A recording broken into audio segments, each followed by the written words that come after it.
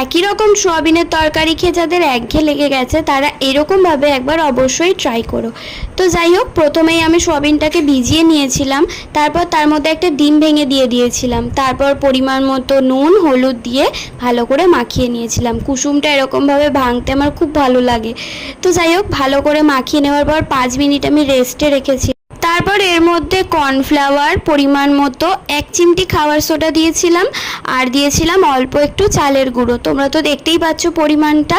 তারপর এটাকেও ভালো করে ম্যারিনেট করে নিয়েছিলাম। ও হ্যাঁ, আর একটু আদা রসুনও দিয়েছিলাম অল্প করে।